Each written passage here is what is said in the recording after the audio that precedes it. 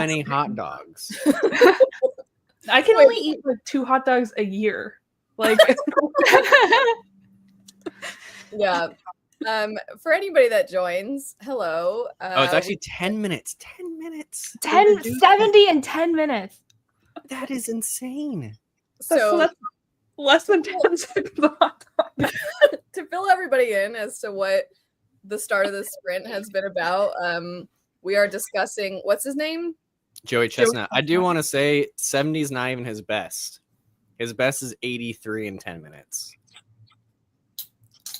Wow. So, Sean, would you like to clarify who this person is? He's an American hero. That's what he is. Joey Chestnut is the 17-time winner. We just learned from Sarah of the Nathan's Hot Dog Eating Contest, which takes place July 4th every year. It's a patriotic time to eat hot dogs in 10 minutes and see how many you can eat. There you go. And apparently he's won a bunch of other food contests. His rival back in the day when I was more of a viewer of said contest was Kobayashi. He could eat a lot of hot dogs too. I think I've heard that name, yeah. And I think they even had like a Netflix special where they just competed against each other. Recently? Yeah. Somewhat recently. I think last year or the year before. Okay. I don't know if I'll ever watch that, but I'm like, I gotta make sure that, you know, I don't eat beforehand because I don't think that's gonna be fun to watch. It's the opposite of, you know how they say don't go to the grocery store hungry. It's like watch that and then go to the grocery store and you'll make I don't even know why you compete.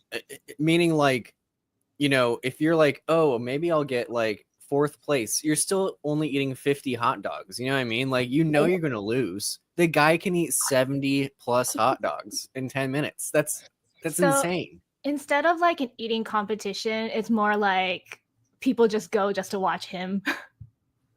Yeah. I mean, I think people would go just to watch him eat a lot of hot dogs. So I'm reading his Wikipedia page and he has a ton of world records in like everything. Like I don't know how well this is going to show up. Oh, it's not. It's like just every kind of food you could imagine he has world records for. Like horseshoe sandwiches, I don't even know what that is. Grilled cheese, jalapeno poppers, pulled pork, chicken wings, hamburgers. I gotta know like how rib eating contests works because it's like I feel like that's so hard unless it's like the kind of rib that just falls right off the bone and you can just like. Yeah, but otherwise, how do you gauge if they ate enough of it? Yeah, like if there's still meat on the bone and stuff. Sarah, did you get to his quote about not stopping until he reaches 70? Yeah, it's so inspirational.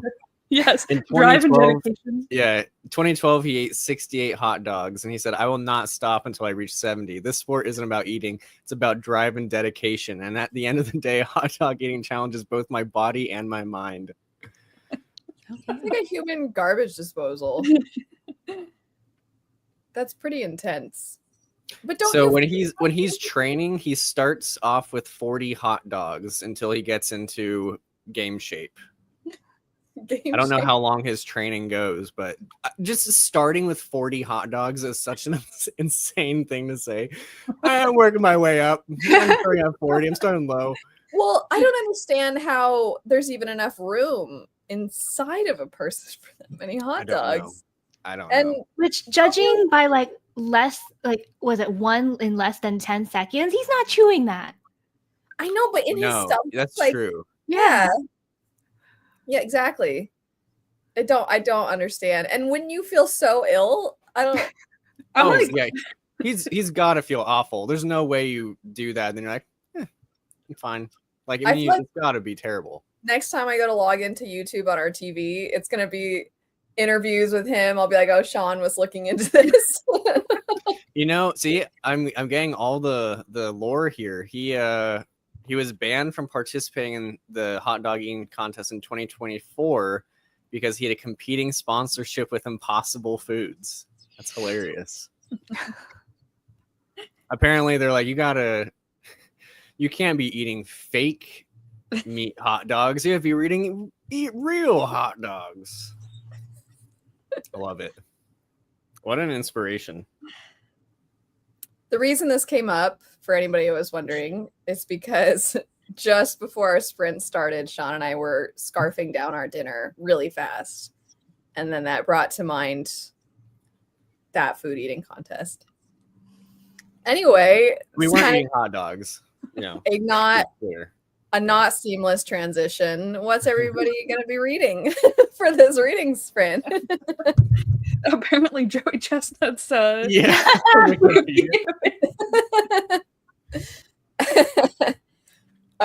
Yeah, third volume of Apothecary Diaries. Christy, the first one. On one. This is where I stopped last time, and this is where I'm starting this time. So this isn't meant to make you feel bad if the answer is no, but have you been reading something else also? I have, yes. Okay. I've been reading. I'm in my old man sci-fi phase right now. Nice. So that's like what I'm into. So it's like, I mean, I love this, but I'm really into that. So it's hard to pick up anything else at the moment. What is old man sci-fi? I was going to ask, is that for old men or written by old men? Both, I guess.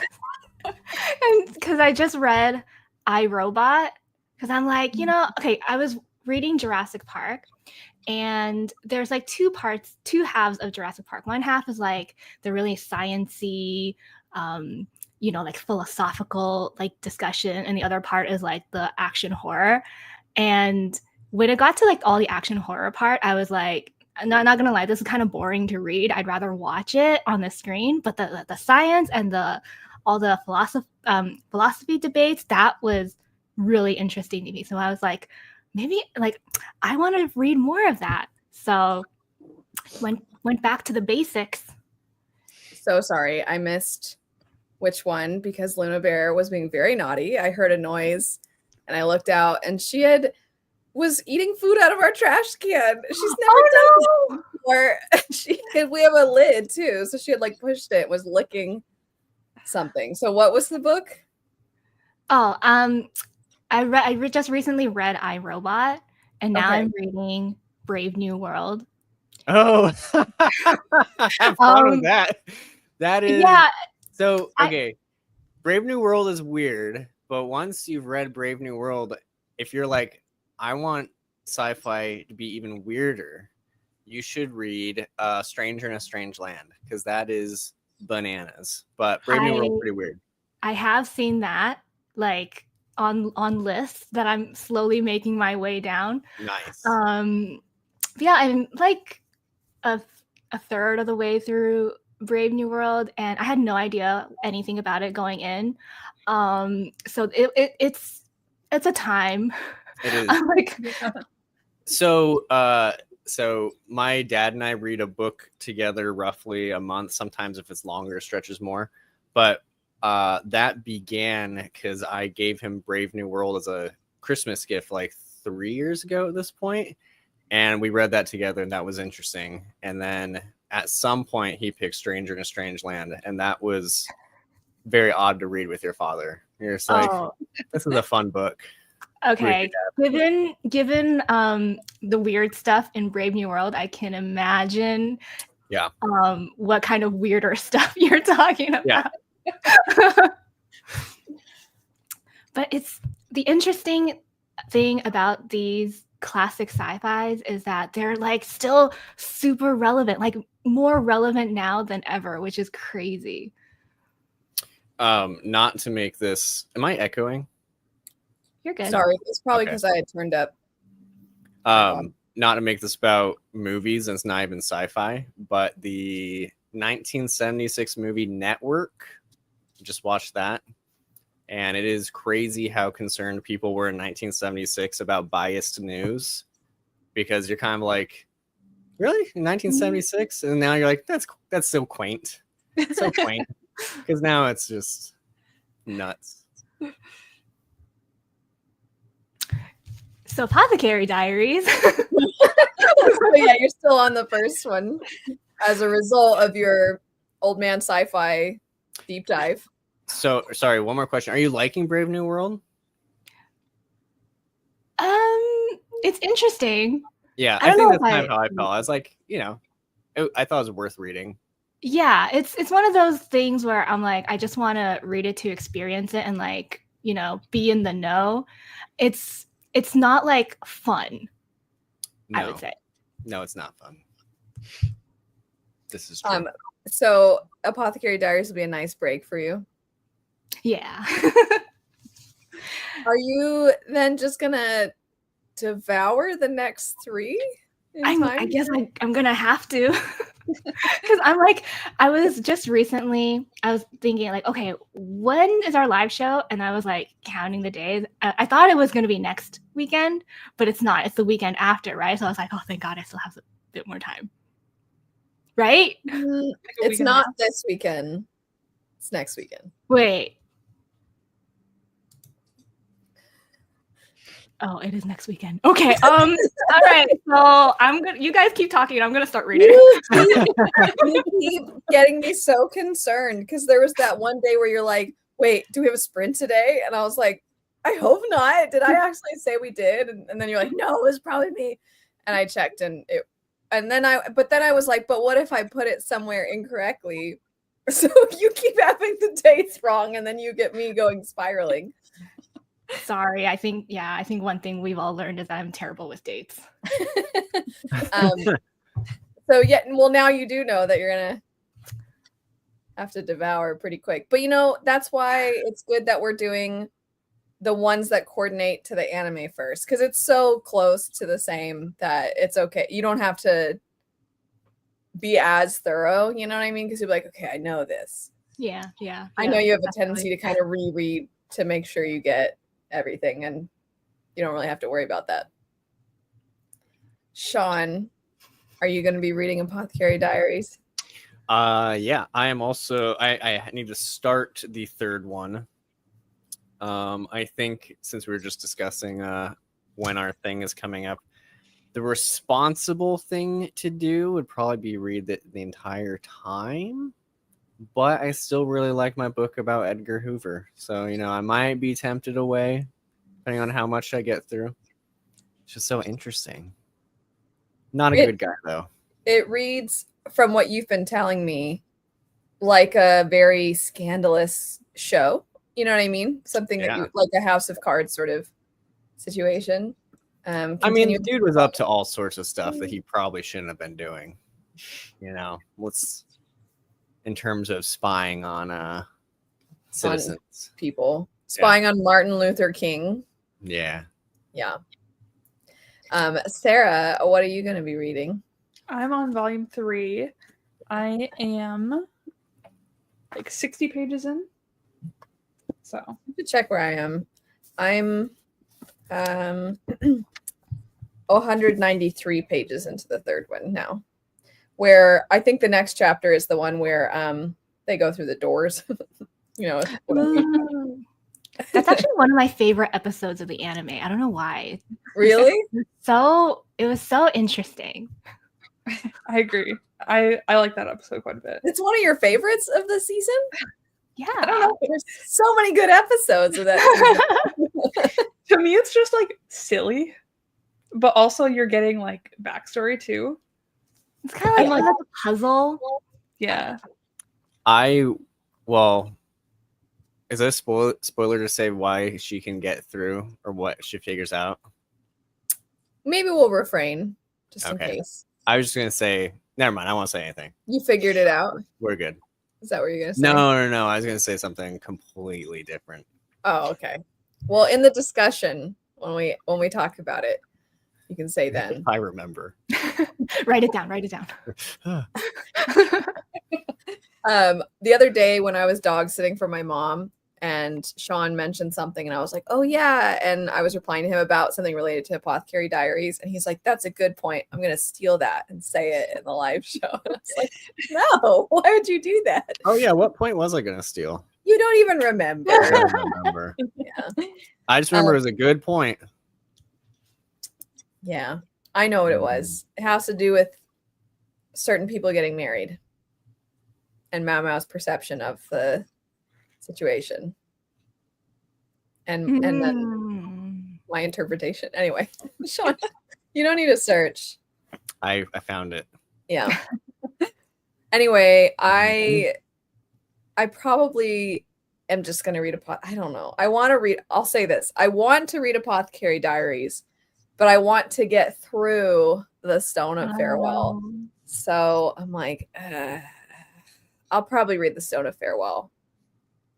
Are you just loving that book? It's fine. I'm not actively angry while reading this. It helps good. that the character Simon hardly has any interactions with girls or women. So that's helpful, certainly. He's also not in Every it. time he does. Yeah, it's almost always I sent you screenshots of the most recent where I was like, whoa. Yeah, but that was different. I feel like that would have been the same whether it was a lady or a man. Probably. I don't know. Maybe not. It doesn't matter. But it's fine. I'm not bothered. There's actually been some plot lines that I'm kind of enjoying, but it's almost episodic feeling. Kind of, you know how Wheel of Time, when they're traveling from place to place, things just kind of happen in certain areas and they go to the next place and something happens. It's kind of like that. So certain times I'm like, well, this is kind of interesting. And then that part will be over and it'll go into something else. I'm like, I don't care about this as much. And there's a lot of switching perspectives. I also texted you both that. There's so much switching perspectives. And I like a big cast of characters, but it's every couple pages sometimes. Sean, I don't think I shared this with you. But there's switching perspectives, big cast of characters. Yeah, so if we stay with the same character, sometimes we'll have a page break every page and a half. Like it's very snapshot, and then we'll go to some other random person that's not really the biggest of characters, and we'll see them once, and then we go back to someone more important, and then we get several page breaks. So it's a lot of snapshots, and it doesn't. I just feel like I never have that much time to sink my teeth in this stuff. And then sometimes I make an observation? If you loathe the first one and this one is fine, I feel like by the end of the series you'll love it. Is that, if we're going just like up and up and up? I thought you were going to go the other direction. Like, it sounds like you should probably drop off after the second. No, it sounds like it's just like whoosh, Well, it was like down... a plane taking off. Yeah, I mean, it was... Well, at some point, planes plateau, and then they come back down. So... it's not like a rocket, and then like it's gonna orbit and stay out or something. Yeah, I don't know. I don't know. I am... How many books are there? 3, but the next one I think is about 1,600 pages, which is why it's split into 2. Plenty of time. Plenty of time to love it. You're gonna love this series. I can feel it. Wait, one book is 1,600 pages? It's I'll have to check the amount of pages. So certain editions are split into 2 books for that last one, kind of like Stormlight. UK editions were split into 2. So I think it's something like that. I don't know. Let me check. Hold on. I'll check really fast because I have them near me. What is that one called? I don't know. What was that? What is that book called? Which one? The third one? Yeah. To Green Angel Tower. To Green Angel Tower? Yeah. So in my copies, which are, I mean, they're pretty big books. Yeah, someone else chimed in. Yeah, To Green Angel Tower. So the first one is about 800 pages of this edition, and then the next one is also not, it's about 750. So but to Sean's point, I suppose that's more time to fall in love. I I'm not actively mad at this one. I wouldn't say the first one that as a whole I couldn't stand it. I mostly just couldn't stand Simon in the first one, and you're with him so much in the first book. You're not with him that much in this one, comparatively anyway. So I don't know. So hopefully he's not even in the third one. He just dies. Yeah. In the first one, I genuinely kept being like, if he died, I would be happy to follow anyone else, any of these other characters, any of them. I just feel so defeated. Any character but him. Yeah, but he, as I said, he once again took to throwing stones in this one. I will say his reason for cracking me throwing. up. What does that mean? He just gets mad and throws rocks? Yeah, in the first book, at one point he's upset. It's right before he has the line where he says, "I don't know what I want. I don't know anything." It's right before he says that. He's just throwing rocks off of a wall. So not like my college roommate working out by throwing stones. No. And then in this one, something sad happened. So he's very understandably upset. But later when somebody comes to talk to him, he's just throwing rocks. So but it was an understandable reason to be throwing rocks. I do want to give him that. But Sean, I'm gonna start doing that. If I'm like feeling moody, you're just gonna find me just like chucking rocks in the front yard. It's too hot actually to do that. I'll have to wait till it's cooler. There was a line that I thought was pretty funny. He's very tired of how cold this area he's in is. And there's a line that says something like, he would have joined the devil in hell so long as he gave him a pillow or something like that. I'm like, that's pretty funny, actually. But it's fine. I think I just not repeat. It's fine. It's fine. It's very long.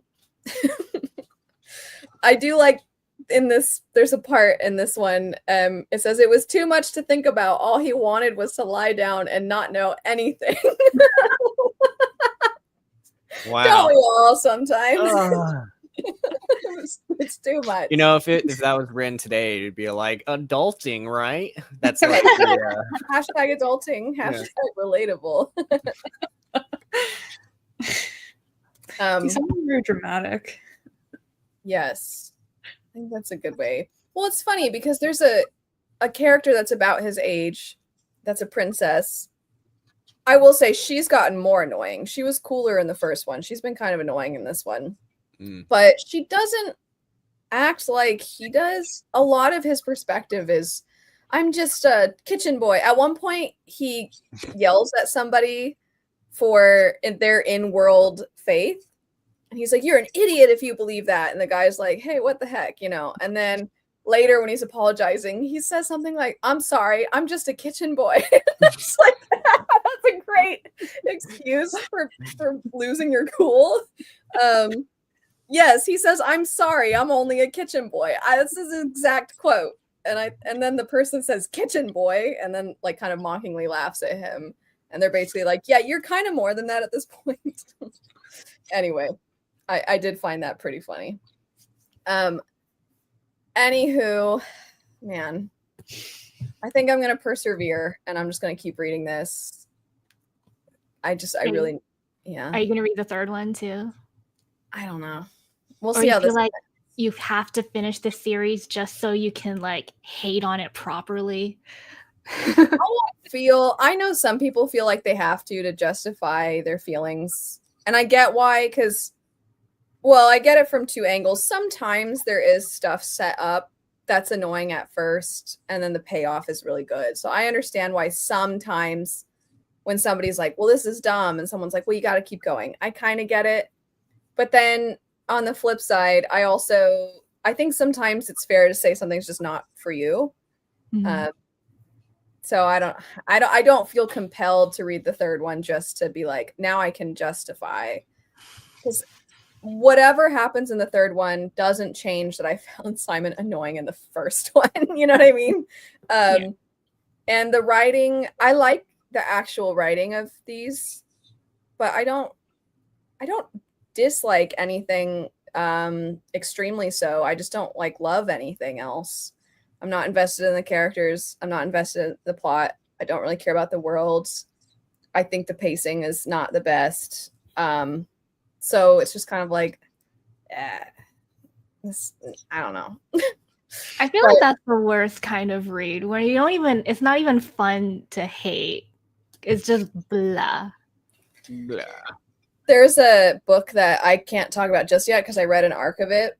And at some point, I just feel like I fell into hysterics where it was so not to my taste, is how I'll put it, that I just like started crying, laughing at a certain part in the book because I mean, I kept kind of keeping tabs and also sort of spiraling like, oh no, it's not getting better. And then I just got to a line that was so funny to me that I started crying, laughing. And then I messaged some of our friends about it. And one of my friends made this really stupid graphic where they took this really bad quote that I couldn't stop laughing at. And then they like put it in swirly font over like a pretty background, like, you know, the cute almost like eat pray love thing that people put in their kitchens or whatever. It was like kind of like that anyway, but that at least like I ended up having a good time because of what you're describing, Christy, of at least it amused me. I gotta know what book this is. Yeah, I need I'll to tell know. you in the private chat. Again, it's not out yet. Wait, why does this sound familiar? It does have a read pretty that edition. out loud like an idiot. I was like, oh, that's right. I would have been so annoyed. I mean, just one look at this book and the description, I'm like, this is not your kind of book at all. No. I'll have to elaborate about it later. Not just about the book, but why I felt like I couldn't DNF it. So, let's see. But it had, okay, it's no secret, I don't love Fourth Wing. It's one of those books where I didn't care. I didn't care for the book, this other book, not Fourth Wing. Obviously, again, I don't love Fourth Wing, but this one I'm like, for me, it's not, it just so doesn't work. But then I'm like, is this an indication that it's going to be huge? Because when I read Fourth Wing, I had like a similar feeling. While I was reading it, I thought like, this is so silly, is how I'll say it. And then people love it. And I was like, oh, I'm glad. But I don't know with this one. And the same thing happened with When the Moon Hatched or something, right? Yeah, it was kind of similar. When the Moon Hatched to me wasn't necessarily the same tone per se as like Fourth Wing has this like snark to it that I don't find as charming or endearing or entertaining. When the Moon Hatched, the main character is kind of like if you took Aelin from Throne of Glass and then put her in the ACOTAR series, but then made her even more abrasive. So that was kind of the reading with that. No, I mean more like you really didn't like that one, but I feel like it's one of the popular romanticities from what I see. So it's like publishers, they're like, oh, if Elle, doesn't like this book, it means that we are going to get a lot of sales from it. Well, I'm trying not to give too much info here. I did have to give feedback about this book, not to the person who wrote it, but I did say like, this didn't work for me at all, but yes, I would recommend it for this thing that you're doing. And I explained why it doesn't fit my taste, but I do feel like it kind of fits the taste of what's popular. But the reason I think I misunderstood what you were saying about When the Moon Hatched is because I just kind of think almost always my feelings about fantasy romance, I feel like I never like the popular ones. I actually think that's a lot of our, like people in kind of our orbit, we end up liking the ones that are less popular. But I think that's because mostly we just prefer fantasy. Yeah. I don't know if it's our genre. I think that's really all it comes down to. And on that note, though, shall we actually get to some reading officially now that we've been chit-chatting about hot dog eating contests and throwing stones? Yeah. Yes, I need to desperately. Yeah. Okay, well, we'll do our 30-minute sprint and then we'll hop back in. We'll chat for a little bit and then maybe another 30 minutes. Does that sound good? For sure. And then we'll see about a third. Okay, cool. Let me get the timer ready to go. Can't wait to see what Mau Mau gets up to next. Fun.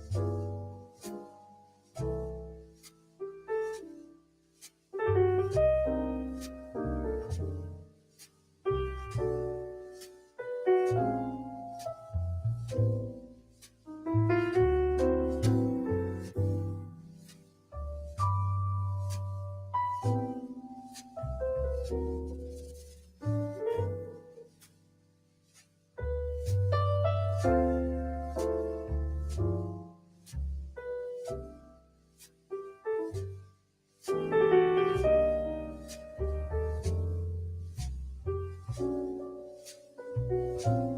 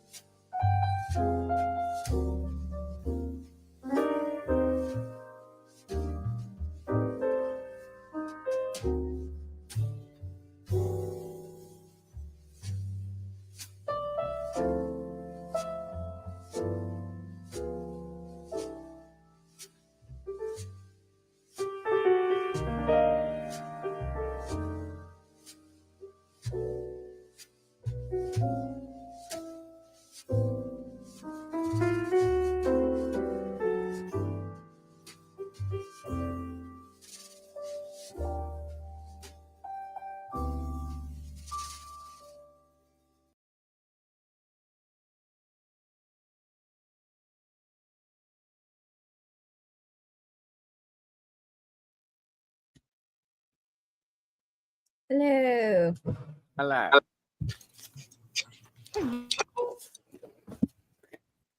Let's see. A few more. Oh, nice. I need to pick up the Starless Sea again. And also, I've heard things about Death Stranding, but I've heard big things, and I've heard you just need to go for it. Let's see. Oh. Oh, yeah, I can't wait. I'm so excited for when we talk about it. I was muted, but I was gonna say I heard that Death Stranding is just Uber Eats delivery. That's funny. Read through already 13, going to start 14 soon. Oh my god. Wow. I hope you might not be here anymore, but I hope you you too are having a nice night. We back. Nice. Good reading. Yeah, how was everybody's reading? Pretty good. What? How long was that sprint? It's 30 minutes. Oh, okay. Okay. I was like, I didn't know if it was 30 minutes or 45 minutes, and I was like, oh my god, I only read 15 pages. Yeah, no, it was a shorter one. I think that's what we did last time. Was we did 30. We took a quick break, and we did 30 again. Quick break. 30 one more time. I think last time we did 45 minutes. Yeah, I each. think Did we? I Okay, think the last one might have been 45. that's right. We did 2:30 and then a 45 because it was the little cat one. Oh, okay. Yes, Yeah. good memory, Sarah. Sean, were you reading Apothecary Diaries or did you end up reading the Hoover book? I was just reading Apothecary Diaries. Yes. Nice. Anything good that you got around to? I mean, I read 33 pages, and it was just the reference materials that Mao Mao procures Yes. for the consorts. Mm-mm-mm. When she's like, those are my under things. Yeah. Like, why is that so heavy? Yes. Oh, And okay. midway, well, almost basically done with the cat Yay. stuff. The Admonisher of Thieves. Yes. And then Christy, you read 15 pages, you said. What, without it being too spoilery, what section is that? When we announce like our page count results, I'm like, only 15. Oh. We're at the garden party right now. And I laughed inwardly so hard when Mama described Lee Haku as a virile looking man. And I'm like, wow, what a description. How do you even, like, looking at someone, it's like, yep, he looks very... That. Well, the rest of the time, she just thinks he looks like a dog every time. Yeah, that happened in this first meeting too. There you go. And Sarah, you also... I read about 30 pages. It's weird because I was thinking about how 30 minutes feels very different in different circumstances. Yeah. Because at work, I'll take a 30-minute break and read, and I get about 30 pages done. But then this time, I went to the bathroom, I got a drink, I was on my phone, like I took some books off of this bookshelf, and I was like, how did I do all that and read 30 pages? But when I'm sitting at work reading, I only read 30 pages. Like, I don't know. Work just sucks a lot of life out of you. Your brain probably doesn't work at the same rate. I feel like that's part of it. Do you go into the office or do you work from home? No, I go into the office. Oh. I don't live too far away, so it's like easy. And also my apartment is small, so I don't really have I don't have a space for a desk in here. So I'm like, I don't have like a specific workspace. And I live in a studio apartment too. So it's like everything is just all together. So I need that separation. So yeah, that makes sense. Mm-hmm. I, on occasion, like this time of year that I'm always complaining about, the room, poor Sean right now, the room he's in and then the room next to it are the ones that are add-ons, and they have those air conditioning units that most of the time I think are in windows, but my dad had built them into the wall and they're not working very well right now. So those back rooms get super hot, but I usually have the room that Sean is in as my office when I'm trying to get work done. And usually the mornings are okay, night is okay, but during the day, at some point I'm just like, this sucks. It's so hot. And sometimes I'll come out to the couch and I just feel like you don't get the same work done, you know? It's like, well, Sean will come in if he comes home from work and I'm working in the front. I'll have all my notebooks and like regular books and everything just on the couch around me, and he's always like, just because he just wants to sit down. There's nowhere to sit. Yeah. Oh, Sean, you were gonna mention something about your fun committee to Sarah. I have nothing to say about my fun committee. I'm demanding to know what's so funny about the fun committee. Is it really called the Fun Committee? It's really called the Fun Committee. It's Okay, about spreading joy and fun. we have to fill Christy in. So at Sean's work, they have something called... By the way, I want to say it's mandatory fun committee. You know, like this was like something a few years ago. They're like, every store should have a fun committee. And you're like, do we have to? Yes, we have to. Yeah, do you want to elaborate as to what the fun committee is? Well, I've tried to not be on the fun committee, and I was successful up until this year. There have been various iterations. People have come and gone. Most of the time, it ends with people being like, nobody cares about the fun activities I'm planning, so I quit. That's happened a few times. So now, Like they quit the job or quit the committee. the committee, there's no point in doing this. Nobody cares. It's like I'd rather be jobless than be on the I'd rather fun be committee. jobless than be on the fun committee. No, it's not. It's not that. But yeah, we just plan fun activities. Isn't even a good word. It's more like, hey, it's creamsicle day. Go grab a creamsicle. Yeah, it's just like what You know? stuff is going to be in the break room for whatever occasion / holiday.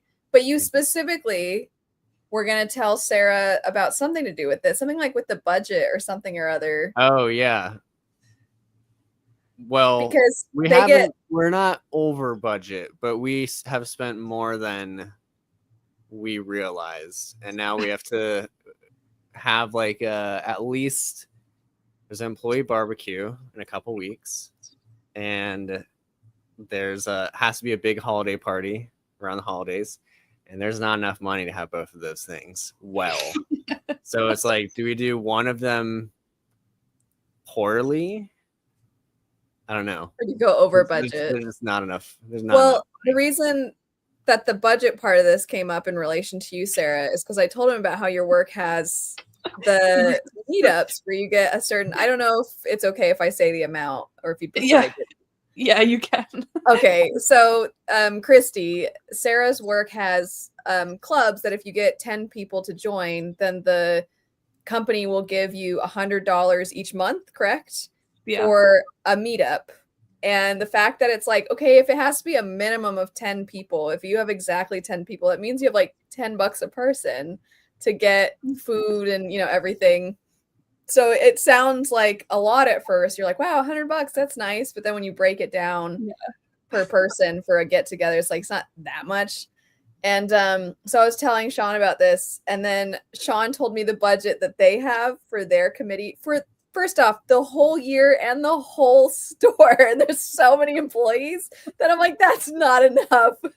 I don't know how they expect anybody to do anything. And the best part, at least the part I found really funny, is that Sean was telling me that recently, for one of their activity things they asked via email, hey, send us what you did and like what you did to like show appreciation to the employees.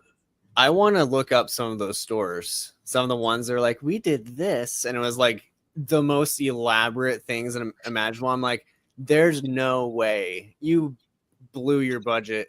There's no way. Year. There's just no way. Well, does I'm everyone get the same budget? Yeah, everyone gets the same budget. Really? Yeah. Yeah. Yeah, but you said one store had their break. It's absurd. Oh, you're not talking about the one close to us? Well, I was thinking of the one that their break room they converted to basically a cafe. Yeah, there's that one. They did your face. How? I mean, that's the thing. I don't know. They've got like nice like coffee, like cappuccino machine things. They've got like these very cool like cafe tables and stuff. I'm like, I don't know. Yeah, Someone splurged. Unless a coffee shop was going out of business and they were selling all the furniture for really cheap. I don't know how. It looks great. I'll say that. I was like, wow, looks great. It's funny that you talk about this in the budget because right now, so in my company, we have something similar, except they call it the social committee, and they plan like events and like, you know, all these kinds of things. And I'm on the finance department. So we actually we're the ones who do the budgeting. But the way this budget works, it's like they tell us like, oh, we need this much amount. Like, let's say it's $20,000.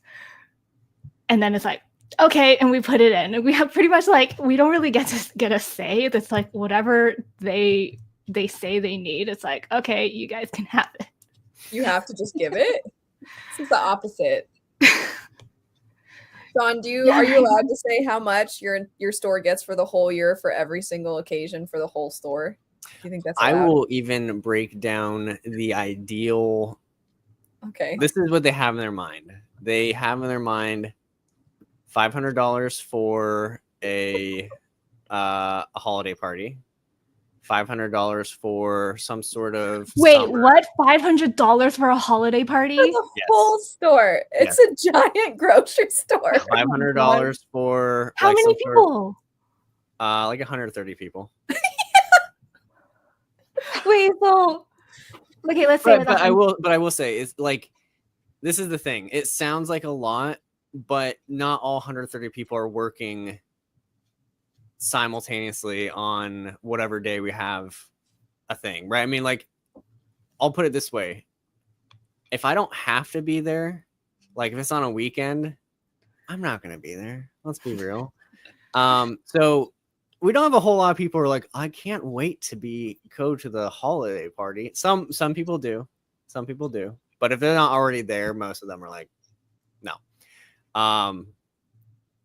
So yeah, I definitely go to my company's holiday party because last year I won the PS5 in the raffle. Oh my god. That's all we. The whole budget. The whole budget. We won in a raffle. So yeah, it's like I won't break it down. It's like about $2,200 for the whole year. Is what they allow you.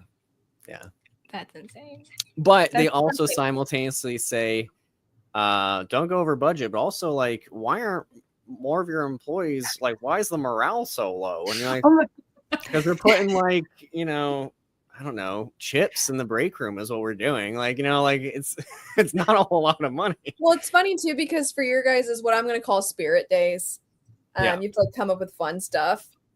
Your boss doesn't want people to be wearing anything that would go against dress code, which sounds reasonable, except for I feel like an example is if they want to have like superhero day, then she doesn't even want them wearing a t-shirt with a superhero thing on it. Cause she's like, well, that's not the dress code. So you're like, so how are they supposed to come up with anything then because in the past they have done silly things like that where I can't remember exactly, Sean, some of the ones you guys have done, but you guys I think had an anime. Different management. Yeah, you had an anime day and you wore one of my sweatshirts. Mm-hmm. And then other people, it's fun because then you get to find out a little bit more about your coworkers and stuff, because everybody's always in like polos, a PS5 in a raffle. Right. It wasn't even the grand prize. What was the grand prize? Like the grand prize was the new iPhone. Oh, I'd rather take the PS5. Yeah, same. I'm glad I got the PS5. But Sean, that story reminds me of, I don't know if you guys watch Brooklyn Nine-Nine, but that episode when Holt was like trying to improve the morale of the team. And then like he invites everyone to the break room and he puts on like Skrillex music and he's like trying to dance and everyone's kind of just like not having it. And he's like, why isn't everyone having fun? I specifically requested it. No, my joke is always that putting me on the fun committee is like on The Office, where Dwight is on the party planning committee. They finally let him, and his party that he plans, it says "It is your birthday" is the banner he makes. That's always like, that's pretty much me. I'm like, it's fun, yeah. Yeah, I am amused because I know you're fun, but I also know you're not exactly the same at home as you are at work. So it always amuses me that they want you on the fun committee. But I see it as, I told Sarah this, Christy, I'll tell you that I feel like it's less that they think Sean is going to plan a really good party or whatever the thing is. Maybe it's even that they know that I won't. They're like, this guy won't do it. They know you'll probably try to stay in budget. And two, they know you'll get any task assigned to you done. So it's more that you're reliable and less that you're fun in a work setting. You're obviously a fun person. But Sean is very like, button up kind of at work. He's not, he doesn't want to, you don't want to engage with anything more than you have to, I think is a good way to put it. No. Yeah. You don't. But I will say, even though I don't think this is true, in my mind, since I only joined the fun community like a month ago because I was voluntold, the previous fun committee people are the ones who spent all the money. It wasn't me. Definitely wasn't me. Well, it is funny to I me do when like you the reliable committee. I like so one of his bosses, they were trying to come up with ideas for their next whatever thing. I don't know if it was a party, Sean, or some kind of spirit day type of thing, but he couldn't think of anything. And he's like, let's ask ChatGPT. Oh And my he's god, like- no. And Sarah pointed out, like, you can just Google search. You don't have to ask ChatGPT. Just search like party ideas or like work party ideas or something, which is pretty amusing though. I feel like, yeah, people just think ChatGPT is the new Google or something. Or Alexa, right? Isn't that what people just want to ask it something and have it spit out an answer? Well, that's what's funny is like for this whatever we're having in a couple weeks, like we put up this thing. It's like, oh, vote on your favorite theme. And then I just said today, I was like, we should take those down. We can't afford a theme. There's not enough money for a theme. Just the theme is like whatever we find, that we all whatever decorations we already have. That's Go to the dollar store. not Go to even the that. dollar We can't store afford have. that. It's whatever we have currently. Go to the dollar store, get whatever balloons they have. And if they have paper plates that match, Power the theme Rangers. is dollar store. We're like, yay, dollar store theme. It won. Everyone voted for it. Yeah. Yeah. Everyone's like, I don't remember that. Here's theme a being on concept. there. Grocery store theme. Yeah. Yes. Dude. You should be on the fun committee. Welcome. I do wonder what people would do to troll back, though. If you guys did that, I feel like somebody would have a way of messing with you. If that the were theme the was case. groupy store, Yeah. I don't Somebody know. would come in and be like, I'm suing because I slipped in the produce department, which is a real thing that happens. So, That is a real thing that happens. Oh no. so Sign anyway. the free blogs. I think I tabbed something, by the way, going back to books that I was going to mention that made me chuckle.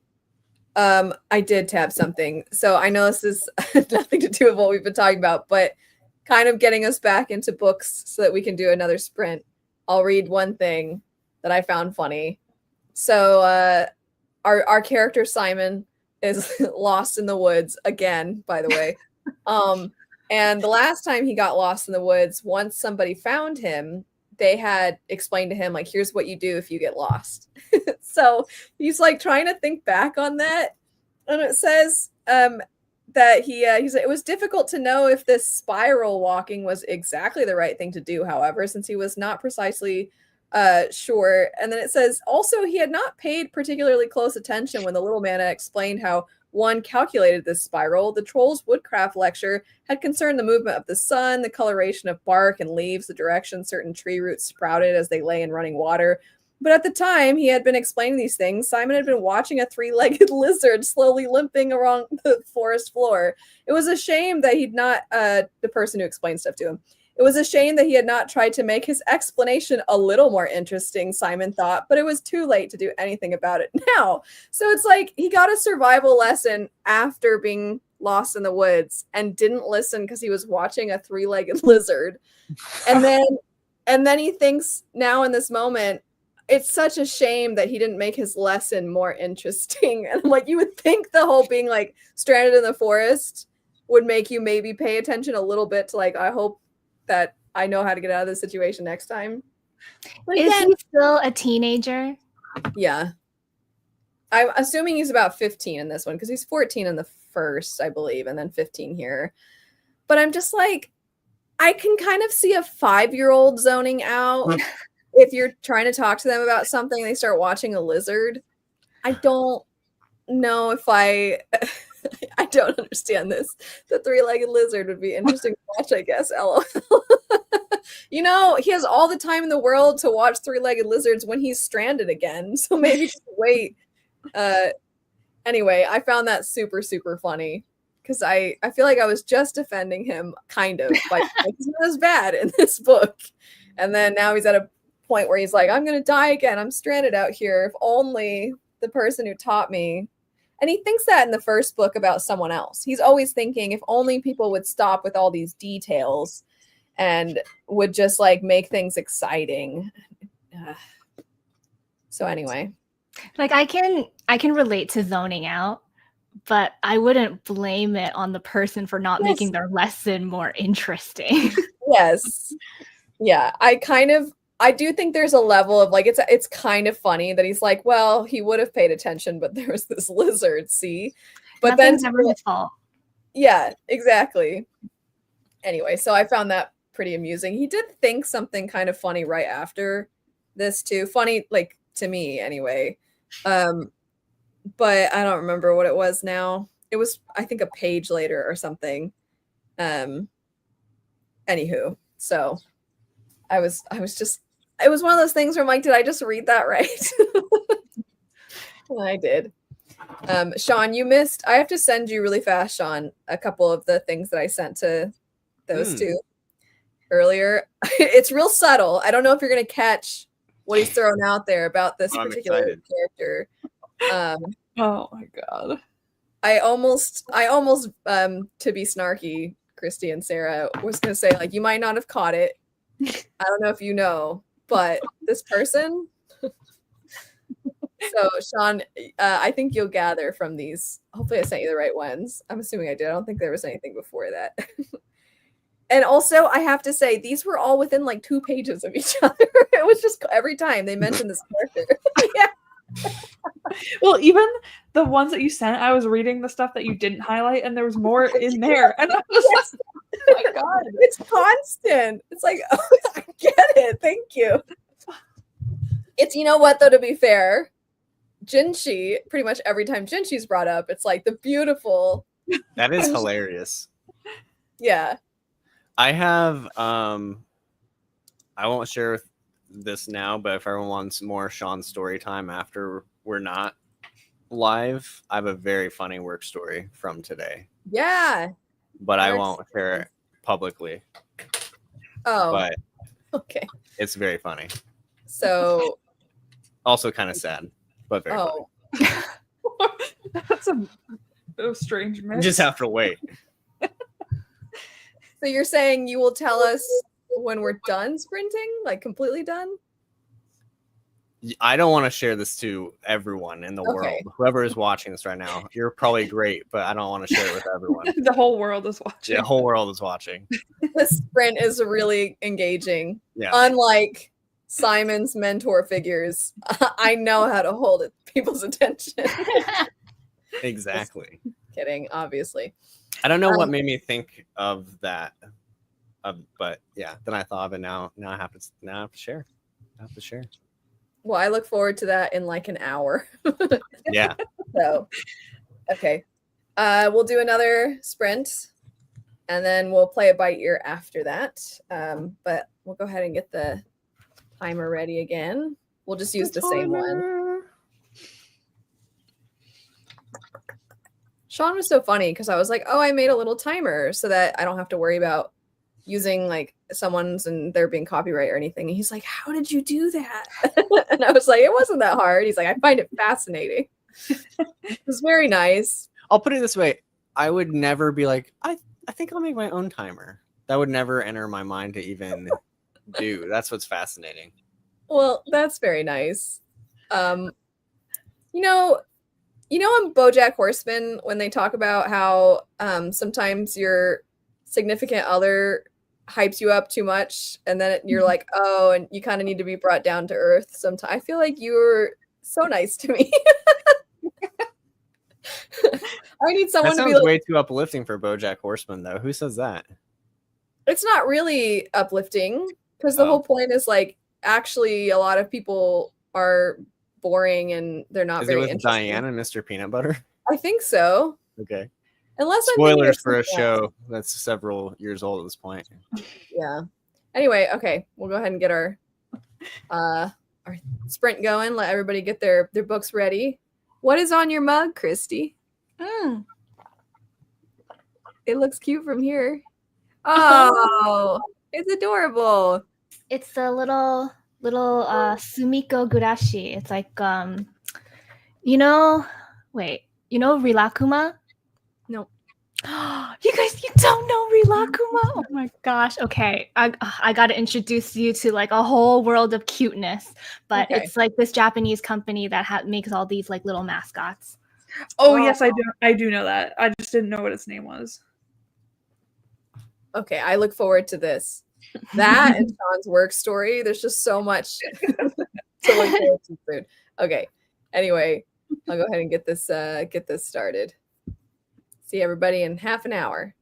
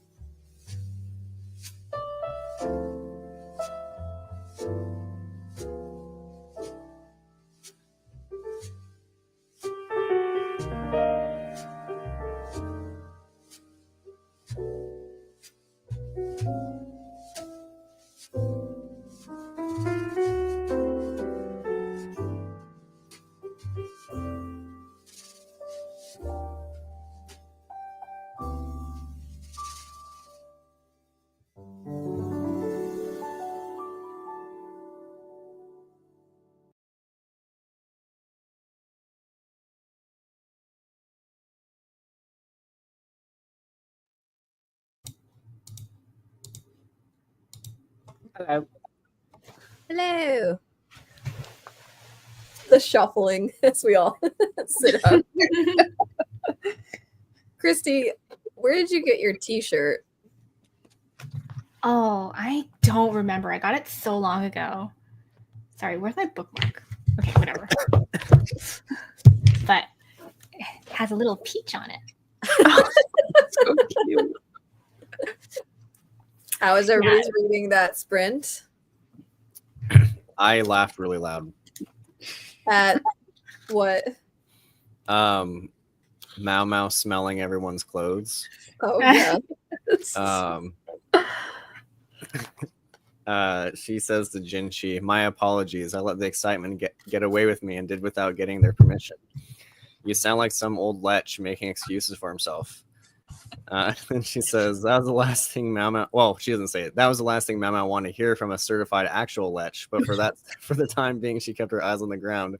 Next time, I'll be sure to ask before I go smelling things. I thought the part before that was funny too, where they're like, behind him stood Gaoshin, in parentheses, exasperation coupled with exhaustion, consort Gyokyo, parentheses, worried but undeniably intrigued, like just like describing each person's feelings in parentheses. Hong Yong is only just managing not to look like a wrathful deity. Yes. I highlighted all that too. The other ladies in waiting were asleep with Princess Lingley, who had already gone Betty by. Yeah. That's so cute. So are you how many pages are you in it, Sean? Or are they different because of the Kindle?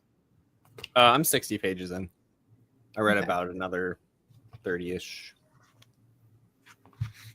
I texted Sean during the sprint and I said they just sang songs for 7 pages. Oh my god.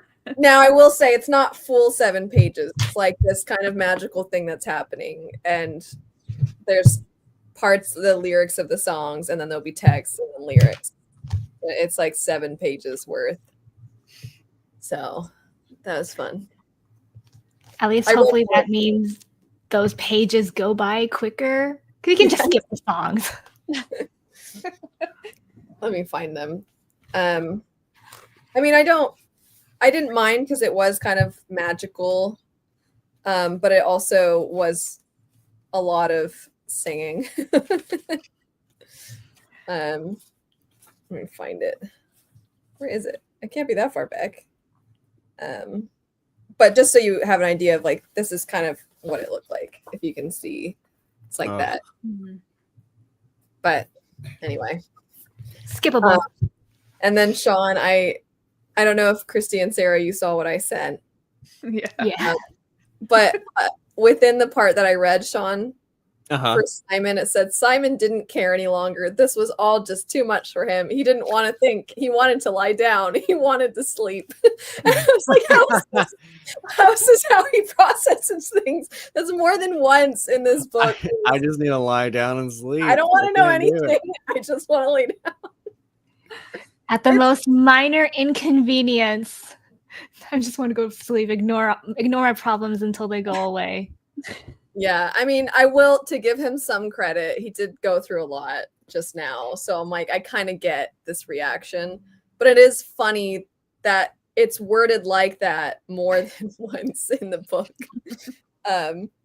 Anyway, so it's interesting to me that I'm like finding that his continued childlike nature to almost just now be entertaining, because I've just accepted that this is who he is. So, but anyway, this part was fine. The other character, the one that's about his age, but it's a lady, man, she is getting so annoying. And I'm like, come on. She was kind of cool before. And Simon, I feel like I've been okay with for most of this book. Why is she now taking the place of the annoying character? But she's not annoying in the, oh, she's just young kind of way. She's just being kind of reckless and defiant in ways that are really stupid. And I'm just like, come on. So I'm getting irritated. I'm just switching characters to be irritated with. It Sarah, sounds like she should just take a nap, instead of Yeah. stressing out so much, yeah, there's a part where this guy is trying to save her and he's like, we really need to go. And she's like, I don't know if I believe you. And he's like, okay, I'm telling you that this person who she knows is dangerous. He's telling her he is very mad. I just came back from the situation where he's furious. And I'm telling you, things are going to go down. And she's just like, are they now? Well, I guess we'll just have to wait and see. And he's just like, come on. And the guy ends up hitting her in the head and knocking her out. I was gonna suggest that. I was like, at that point, just like knock her out and take her. Yes, which is what he does. And then when she wakes up, she's all mad at him. And he's like, just for the record, what I said would happen did indeed happen. And like, people are dead now. So you probably would have died had I not taken you out of that. And she's mad at him. And Did then they now follow this, concussion protocol after when she woke up? Because I feel like I don't think it's so. dangerous to just be knocking But someone out like that. Now Very she's all dangerous. upset because there's this guy who seems suspicious and pompous.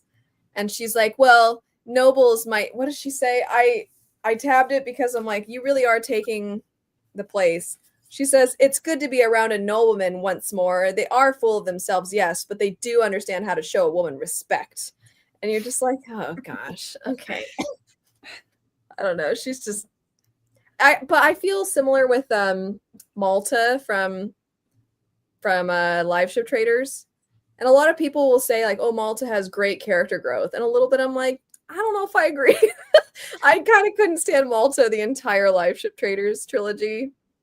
It was just that her annoyance, instead of being directed at some of your main characters, starts being directed at people you don't like. So then it is kind of funny. But it's like, I still don't like her. Anyway. She is so much better in Rainweld Chronicles, though. That's what I've heard. Yeah. Not that I think you would read that series, so you don't have to find out or anything. I have heard, though, that she's better in that. But I'd heard beforehand that people would say, and I'm not saying like people are wrong if they feel this way, but I just, within the context of Live Ship, people are like, oh, her character growth is amazing. And I just found it was a redirection more than anything for me. Sarah, though, back to Apothecary Diaries. Yes. Do you enjoy your reading? Was there anything funny? Yes. Mao Mao said that her all too rarely used tear ducts were opening. Oh, is that wait? Is that at the end of which volume are you on? 3. Oh, okay. I wonder what scene that is for then. You'll just have to find out. I kind of want. Yeah, hurry up, Christy. I didn't mean it like that. I'll find out next Saturday. Let me see. I'm trying to look at, because I had also. I like when she describes the cat. It says, if he wanted to touch the cat's fuzzy wuzzy belly, fine. They said fuzzy wuzzy, I think at least twice. Yeah, I think a couple times. Yeah. I really like about the cat when it says that Jinshi put the cat down quickly, and it says, "What were you doing, sir?" Gaoshan asked, his tone polite, but his gaze sincerely jealous over getting to like pet the cat. I love Gaoshan. Oh, I also got to the mushroom stuff. Yes. And I think it's so amusing how every time that Mao Mao thinks Jinshi is worried about something, like, because she also does this in I can't remember if it's the first or second. She'll like say something that she thinks is gonna make him feel better about a situation, but it actually is like the opposite of what he needs to hear. Yes. So like he sees her arm and she said, "Not to worry, sir. I give myself these scars in the ordinary course of my experiments." And he like freaks out. And it's like, of course he doesn't want to hear that. Yeah. So funny. She does something like that. I'll try not to be too specific, but when there's a misunderstanding as to why she is hanging out with Liaku, that really funny scene, Yes. and he's like questioning her about it, and in her head she's like, oh, does he want the same thing Liaku wants? I didn't even think about that. So she just decides in his head that that's why he's asking her questions. So she kind of carries on the conversation as if that's the point that he's getting at, and they're just completely not hearing each other. It's funnier if I can give specifics, but I don't want to ruin it. So, which is ironic because Mama has the whole thing about not acting out of speculation, but then she just makes up all these stories in her head. That's true. May I read one more Mao Mao cat related passage? Yes, of course. That I found very funny. When Mao Mao suggested that the kin's soft white fur would make an excellent writing brush, the doctor clutched the animal protectively, shaking his head. She'd meant it as a joke, but as 2 brand new brushes appeared for her shortly thereafter, she decided she'd come out ahead. Oh my god, that's so cute. I always feel so bad for the doctor. You're like, oh. Yeah, but also I feel like his loneliness is more noted in the light novels, that he just wants to like talk and hang out, and anytime they have to close the door to talk about something important, she can see him just like, oh, like he just like wants to be included. And... Yeah, I just got to Zhaolin and is it Shishui? I can never say her name, but them like having cakes at the quack doctor's place, and he's like, now we can't be doing this all the time. This can't be routine. This is a one-time thing. And then it says in parentheses, like, he said this several times, meaning that they should definitely come back, or something. Yeah. Oh my god, that's so cute. Just wants company. That makes sense now, like in the anime, why it always shows him like looking so sad when he has to like go away. Yeah, I don't know if this is true, but I heard somewhere that the creator that's her favorite character. I don't know if that's for sure though, I but think I've seen that also. yeah. That's cute. And then speaking of Gaoshin, there's this part where when I say speaking of Gaoshin, because I thought of this when you were talking about Gaoshin, when Mama was like, she sighed as if she had heartburn and looked for Gaoshin in hopes that he might serve as her tonic.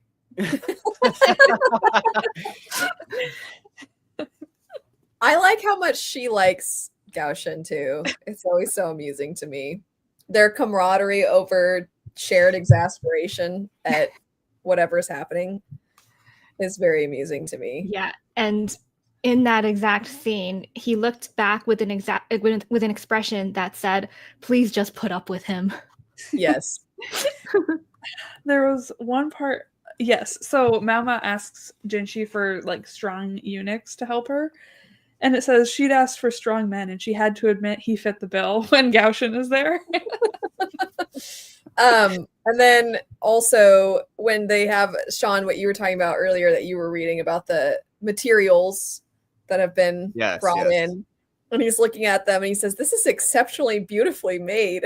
And she's like, he's admiring the craftsmanship. And she said she'd been entertaining the possibility that Gaoshin was the world's most poker face. Is it lecher? Is that how you say that word? Yeah, that he was the world's most poker face lecher, but apparently that wasn't what had attracted his interest. Anyway, yeah, I love Gaoshin so much. I do feel like even though the adaptation is so close and so well done, just the wording of things in the way it's written is also providing for an extra layer of entertainment, I think. Because it could have very easily just read as like, oh yeah, I've seen this before. But the word choice is really funny. It makes me wonder too how much funnier it might be if it wasn't translated as well. You know what I mean? Like, I imagine there's certain phrases and whatnot that make everything even funnier. I think about that all the time when I'm reading this. I'm like, how good of a translation is it? Like, I would never know, but how good is it? Because sometimes translations, like especially like localizations, they take a lot of liberties. So you never know. It's like, oh, is it like a direct translation, or is it like they kind of just had the general gist of what it says in the original language and then kind of like transmutate it into something that is completely different words but carries the same sentiment in the language that we're reading. Right. That I feel like it would be so difficult too, especially since different languages have different phrases too. So then you have to do kind of what you're describing of capturing what was intended with that, but then find a phrase that makes the same thing come across. I feel like it'd be so challenging. In Heaven and Earth with Blessing, since it's translated from Chinese, there's a lot of like phrases and like historical things, I guess, that they like, there's no way that they could put that in the story so that it would make sense to someone reading in English. So they have footnotes that like explain the like phrase or the thing that it's referring to, which I think is kind of cool. That is really cool. It's especially hard when they're puns, because it's like, how are you supposed to do that? And then a lot of times I see in anime, it's like the translators, they don't even bother to try. They're just like, okay, here's a translator note of what this pun means. And it is interesting because we don't, for Apothecary Diaries, we're not really fans of the dub. But there have been a couple times, if I'm just trying to refresh on something, that I'll listen more than watch. So I'll turn the dub on. And they genuinely have certain scenes with different dialogue than they do in the sub. There are scenes that play out where you're like, wait, that's not exactly what they said in the sub. And then comparing that to the light novel and seeing, is it closer to what we get in the dub or is it closer to what we get in the sub? I'm just surprised because I'm like, I don't really know why the dub would have different words than what the sub does. You know what I mean? Because both are a version of the translation. Yeah. I'm gonna say something stupid, but is it trying to fit Match words the into their like maybe they can't say the full thing in the amount of time they have? I don't think that's usually what. Well, I don't disagree that that's something they would consider, but the couple of times it's like really, you know, the part where you were talking about before of her smelling the clothes, and Jinshi in I think in the sub says something like, you sound like an old pervert or something like that, and then in the dub it's just like, why are you sniffing people in the first place or something. Like, it's not that much difference in the amount of time, so I'm like, I don't really know why they would have changed that.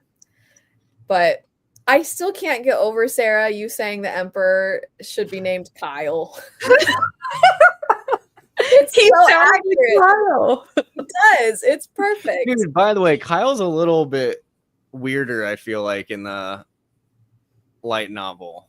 I feel like unless I'm misremembering the anime, I don't think they make such a big deal of Kyle liking the references that I keep, the reference materials. They mention it a little bit, but they definitely make him seem a lot more excited about things in the light novel, which I'm like, okay, Mamo talks about how much he does things all the time and enjoys doing things, but I'm like, but he only has one child. Like, something's wrong with his equipment. I will say that I think some of the framing, because it feels a little bit more like in the light novels, it feels more like it's from Mao Mao's perspective. I think sometimes this is her perception of him, because I even know the phrase that she refers to him as, and I feel like I don't know. I think she's just kind of like, well then sometimes she's like, maybe he's not as much of that as I thought he was. Maybe he's not so bad. But she starts leaving him that stuff before she gets like the mass produced ones. She's like leaving that around for him. You're just like, okay, cool. She's trying to be helpful. Yeah. This is a good question. I'd have to check, but I think it is similar, and that's a good point, because then that wouldn't rely on the movement of the mouths. So now I kind of want to double check that. It's time to rewatch the whole show with the dub audio and the subs on. Just gotta start over again. Sean kind of can't believe the difference between Mao Mao for sub versus dub, because it's very much a different choice. I don't want to say one is bad. It's just that they approach the character. You can say it however you feel, but they approach the character very differently, and it's kind of surprising, because I don't know that I feel like I still kind of get the impression in the sub, the voice actor to me is bringing to life that kind of borderline apathetic, disinterested sound, whereas in the dub it comes across more smug, I think, which isn't quite how I perceive this character. But Sean, if you want to speak for yourself about that. I just don't like it. Yeah. Can't listen to it. The Emperor, though, his voice is very amusing to me. There's one part where the translation didn't do the best job in a later novel. I am very excited to discuss that. Okay. Oh, you know? Yes, I am pretty sure I know which part they're referring to. Could you tell when you were reading it? I will elaborate on that later. Okay. Well, this will be a good thing, because the discussion will be live. So anybody that joins live because it would seem you're not alone in this, Sarah. No, I'm definitely not. Okay.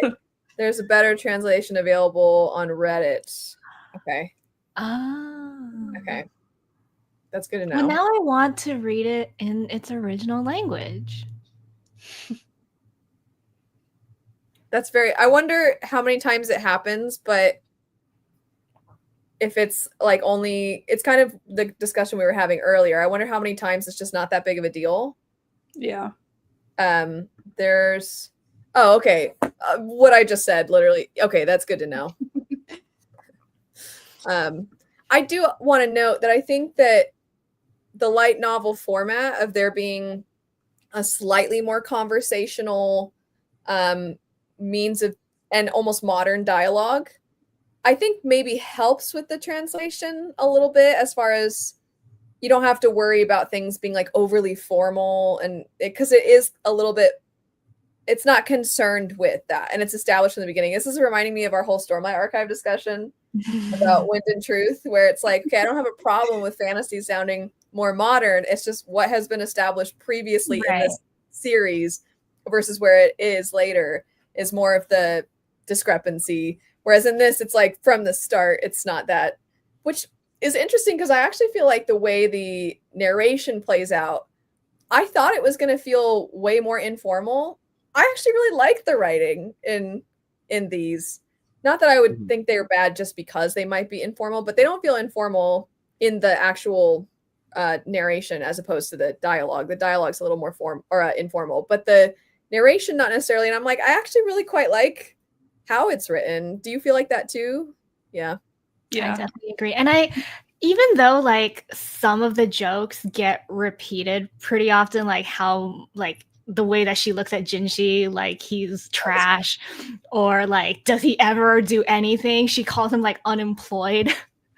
But like they're funny every single time. Yeah.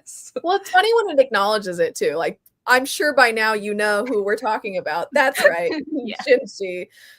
So I like when it pokes fun at itself. But if I'm understanding correctly, because I think Sean, you looked into this, that with the light novels, they were originally coming out not quite in the same way as a manga. Like, you know how some manga come out in smaller chunks and then they get put into volumes. And apparently light novels sometimes are released in a similar way, which is maybe contributing to some of the repetition with reintroducing you to characters that you already kind of know because it wasn't that long ago that you were with them. But if you've had to wait to see them again, it would make sense that they would remind you a little more. Something like that, I think. But again, I'm not an expert, so this isn't a declaration of this is how it is. Just like Crime and Punishment. That's what I was thinking. Serialized. Yeah. I am curious for the chat, I guess. Do you find that this approach to storytelling is reshaping how you kind of view novels, since we're all readers of novels, and a lot of times in fantasy, especially series?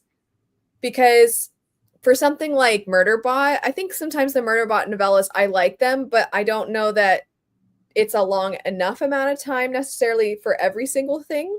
But something about the light novel format of you're kind of continuously back with these characters, and it's still the length of a book, like a regular novel, but it's not particularly long. You kind of fly through them, and you just continuously get the story in this fashion. I really like it. So I'm curious if you feel like that too, or if you wish these were more combined and longer. No, I really like how like easy they are to get through, and like it doesn't feel like each one is a book, if that makes sense. Like it just feels like a story, and it just happens to be broken up into books. And that's kind of the same way I felt when I was reading Heaven Official's Blessing as well. Like it's not like, oh, here's this one book with like its beginning, middle, and end. It's like, no, here's this entire story, which I really like that. Yeah, and I think that's part of what's interesting to me is because it has that feeling of it just seamlessly goes into the next one. It is in some ways actually really long. You know what I mean? Like if you think about the length of this story, it's actually really long. But it doesn't end up feeling like it because of how it's broken up. It's kind of reminding me of, not to get into the whole fan fiction to, that whole thing, but when people were reading the one that's really popular, and it's apparently incredibly long because people I can't remember the word count, but it's really quite extreme. And a bunch of people were like, yeah, but it doesn't feel like it because you're reading it in these I don't know, something about the less than traditional format of it just kind of keeps you coming back for more, I guess. Yeah. There's like so many memes like that where it's like, oh, can barely get through a 400-page book for school. Meanwhile, 3 a.m. Starts a 300,000 word fan fiction. Yes. Well, it's kind of me with movies. If I ask like, how long is this movie? And you're like, oh, it's 2.5 hours. I'm like, ugh. And then you're like, let me throw on a whole season of an anime, like let me devour this whole thing and spend the day. True. Yeah. Doesn't make sense. It doesn't, but I don't know. There's just something about how I wonder sometimes if it's that consistent episodic feel too that I think the light novels have. Even within each individual light novel, there's this kind of like, well, what's going to happen next? And then you get to the end and then it just kind of picks up from there. So it just kind of feels like you want to keep going. Yeah, I get that same feeling with movies too, because it's like a 2.5 hour long movie. You feel like you have to consume it all in one go, and then it just gets exhausting by like the 1.5 hour mark. But then with these other ones, like you have the option to step away at the end of an episode, but you can keep going too. Yes. And I think to your point, when you hit a certain time amount in a movie, it's not always in a spot where you think like, I have to know what happens next. Whereas waiting for each new Apothecary Diaries episode was painful. Not over 20 minutes long. I don't think it was. I wasn't the biggest fan of either dub or sub during the slapping scene. I felt Alma came across more angry in the light novel, while the anime had a creepy mood for that scene, but maybe that's just me. It's the commitment. I think people don't feel so committed to a fanfic in the same way. That's kind of what you were saying too, Christy. And then with this, sorry, this was about something else. Yeah, there are a couple times where the tone feels slightly different between, for one, like sub-dub, but also how things are shown in the show versus the light novel. I do think there's a couple times it comes across a little different. So that's it's pretty close though. I mean, some parts are almost identical. So that's good. But then maybe that's a translation thing too. Like maybe the light novel feels a certain way in English, but then maybe it actually feels different and then the anime is adapting it closer to what the original, you know what I mean? That's kind of hard to tell. But it makes for fun discussion, I think. It's already 7 here, and I think it's 10 o'clock for you two? Yeah, and I actually have work I have to go into the office tomorrow, so I have to wake up early. Yeah. I was gonna say, I know we only did 2 sprints this go around, but we'll have to, I'll bug you, Christy, you in particular, and be like, hey, are you reading? Okay, I promise I will not read any more sci-fi until I finish. This is the only thing that I'm reading now, because I'm like, I feel like my timeline got shortened. Yeah, it did. That feeling is correct. Well, yeah, and Sean and I, like I said, as soon as Sean came home, it was like, okay, we got to get straight to eat dinner really fast and then start sprinting. So we'll be hopping off too. And Sarah, it's late for you as well. Yeah. Yeah. Okay. I've been staying up late lately, which is bad, but now I can't stop. So I had the opposite.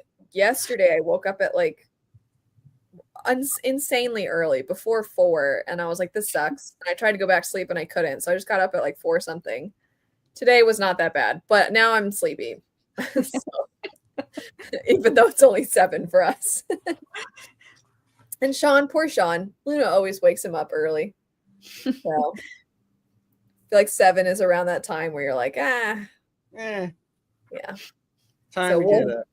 Yeah, and plus reading is not exactly the most exciting of things for your eyes and body as far as waking up. So we will go do other things. Thanks to Sean and Christy and Sarah for hanging out and reading. And for people that joined during the sprint, thanks for hanging out with us. For anybody that watches after, hopefully this is helpful / entertaining. And then I eagerly await Sean's work story now that we're about to end. Sean is sorry for the exclusivity of it all, but he hopes you understand, I'm sure. Mm-hmm. Thanks, everybody. Yes, thank you. Bye.